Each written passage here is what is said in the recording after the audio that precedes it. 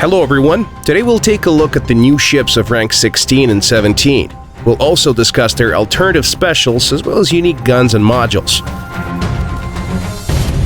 We'll kick it off with rank 16 covered up Spike. It's more or less what you'd expect to see out of a Federation Interceptor. There are no surprises when it comes to performance characteristics and modifier slots, in a good way. There's only one striking downside: the Spike doesn't have many computer modifier slots, which means that you will have to rely on implants to get decent crit chances.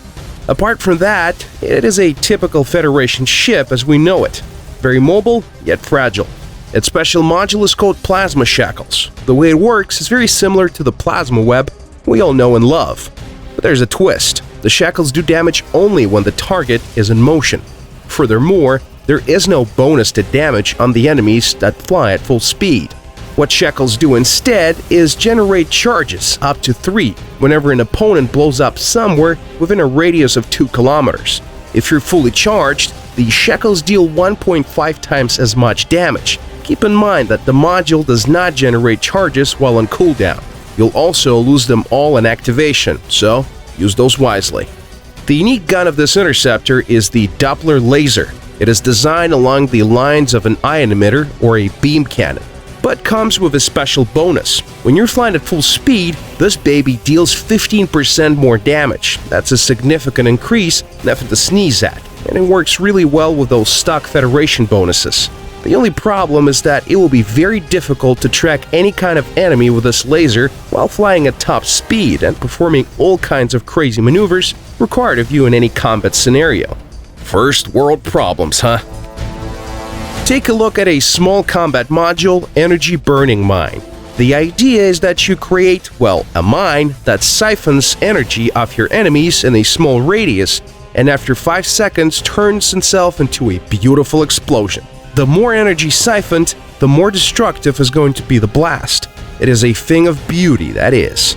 Works as a treat against any kind of target. Frigates and destroyers are likely to sustain heavy damage from every single mine, and interceptors with no energy lose a fair share of their maneuverability as well. But this module really shines when you have to deal with command fighters. Not sold yet? It also has a very fast recharge rate. Maneuver Coprocessor is a new engine modifier. While in passive mode, it provides a negligible boost to Spike's maneuverability. But wait till you activate any of your modules. At that point, the Coprocessor gives your engines an additional 50% boost. Only for 2 seconds, but that's a lot in actual combat. Next up is the Empire gunship fighter Wolfhound, a well-balanced ship to say the least. There are enough modifier slots to get you a sturdy shield and also rack those resistances up for your hull. 2 engine slots mean decent maneuverability, and given the fact that using afterburners is 20% cheaper than usual, you can install an emergency barrier, an iridium heatsink, or a pulse discharger in the only capacitor slot you have without losing much of your energy pool, which is great. Special module called Archangel is a new version of a conventional overdrive. It also gives a boost to almost all performance characteristics of your ship, but the bonus is 20% instead of 50%. It's good though, because on activation, this module also fires 6 self-guided missiles, each of which deals a ton of damage when connects. The unique weapon of the Wolfhound is the Ignis Blaster. It's a short-range gun that is really hard to use against small or fast-moving targets, even despite its amazing firing rate. Your shots travel so slowly that some of the fastest interceptors can actually outfly them. Yeah, that's why this blaster should be used to deal with medium or large targets, or large groups of enemies. Your fire rate allows you to cover a considerable area with a wall of shots, and when you do land a shot, oh boy. That's when your targets start to burn. Quite literally, too. What's even better is that any ship too close to the damaged target can catch fire as well.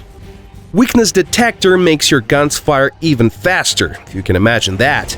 It also amplifies the damage you deal to the target that you're locked on.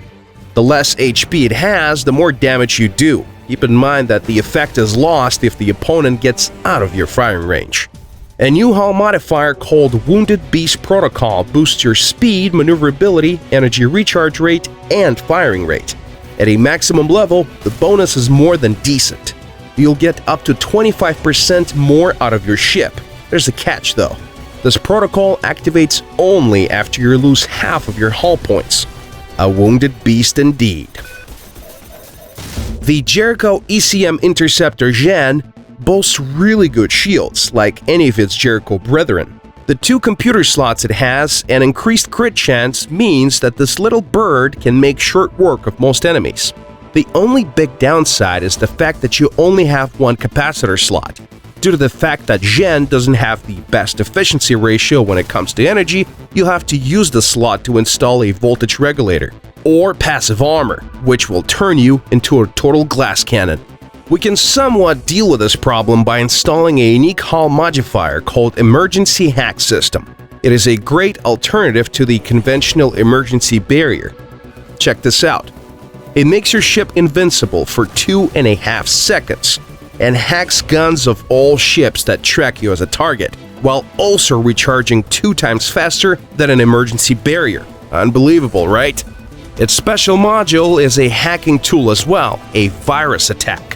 If you're affected by it, you can't use your modules for 9 seconds. Well, you actually can, but there's a cost. You lose half of your speed and the ability to lock on targets. A very nasty thing to be hit with in the middle of a fight. It also has a very short cooldown. Oh god. Now for the trickier part. Take a look at Geyser, the unique armament of this interceptor. It's not for the faint of heart, let's put it that way. On one hand, it has great damage, firing rate, and base crit chance. On the other hand, it's enough to use it once to realize that you're in for a world of hurt. The thing is, Star Conflict guns are mostly different kinds of turrets slapped on the side of a ship. In this case, the gun has no moving parts. Yup, it just shoots straight ahead in only one predefined direction. That will take some getting used to say the least. Try performing maneuvers and shooting at the same time. Do you think we're done with hacking tools? Nah, Gen is always full of surprises. The engine controller hack robs your enemies of the ability to activate afterburners, making them easy prey. Fire away, folks. There is another Jericho machine in our list. Here comes the Jericho Detector fighter Singularity.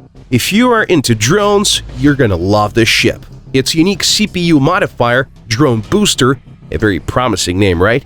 Gives a considerable damage boost to all friendly drones in a radius of 1.5 kilometers. If you're not a drone man or woman, take a look at this amazing Accelerator Gun. The way it operates is fairly similar to a plasma gun typically found on interceptors. The longer you shoot, the less its shots will scatter. Like a plasma gun though, Accelerator Gun also accelerates your ship a little bit every time you score a critical hit. Take into account the very decent base crit chance, there will be next to no downtime. The special module of the Singularity is called Long Descent. It is basically a heavily modified chameleon. The main difference is that while both of these modules have a cooldown of 35 seconds, with Long Descent, the invisibility lasts for 45 seconds. Even more than that, it doesn't break if you take damage. That's right, a pilot of Singularity can spend most of the fight completely invisible. But there's a price tag attached. While the module is on, your shields recharge 99% slower. Certainly not the thing you'd want on a Jericho ship. And we haven't even mentioned the considerable larger cooldowns. Everything will recharge 4 times slower. Long Descent is a powerful tool, but you should be very careful with it. Trap Mine is a module that has very interesting effect. It literally traps enemies in a small area of space around itself. Going somewhere? Nope, not anymore, mate. Next up is the Empire Command Fighter Granite, a very unusual bird to say the least. 3 capacitor slots make it a perfect command fighter, as the size of your energy pool has a direct impact on the efficiency of its diffusion shield. At the same time, Granite's very own adaptive resonator doesn't give you any additional shields. What it does instead is boost the capabilities of your main guns. You will get a slightly bigger firing distance and a bonus to your damage resistance for every teammate nearby, which makes the Granite a bit of a gunship, we presume. This Empire ship also can be outfitted with a unique electromagnetic gun called Prolongator. It's yet another reason to be happy about 3 capacitor slots, as every shot of this bad boy costs 65 energy. On the other hand, every time you hit an opponent with a Prolongator, an active special module gets some additional runtime. In other words, if you're really good at landing shots with this thing, you can have nearly infinite, if not very sturdy, diffusion shield, or fly with your adaptive resonator always on. Whatever option you pick, remember, energy is everything. Also know how much energy you have and be very careful when dealing with ECM interceptors and spikes with their nasty energy-burning mines. Speaking of ECM interceptors, take a look at this little module called Anti-Sabotage 2.1. It blocks any kind of negative effect that messes up with your ship's controls. Take that, hackers! By default, the module works for a fairly long time, but it protects you for only 5 seconds after the instant it saves you from the first debuff, which is a bummer.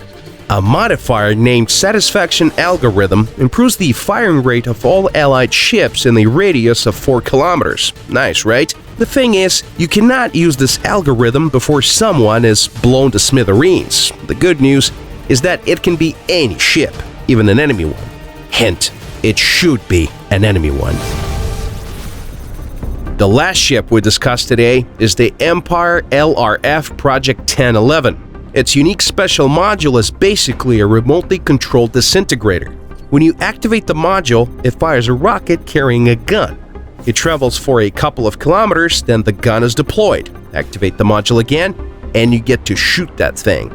A very interesting weapon allowing for some different shenanigans. The Project 1011's Disorient gun is a peculiar electromagnetic armament that feels like a quick-firing positron destructor, without the capability to generate charges though. What's great is that any enemy hit with this gun cannot lock on targets for some time. Disorienting indeed. The advantage it gives you is hard to underestimate. Opponents won't be able to attack you with modules and use their self-guided weapons too. Sharpshooter Mode is a new active module that locks on targets found within a radius of 5 kilometers, and then starts to power up. It takes 5 seconds to power up completely, and then shoots at all targets that is locked on, Gundam style. You do not have to wait till it's fully charged, but the attack won't be as devastating. Nice to have this kind of flexibility anyway. One last thing, the Disintegrator Booster is a computer modifier that improves the firing rate of your disintegrator. Simple, but it works. We're not complaining here. What do you think about these beauties? Tell us in the comments below, and see you in space.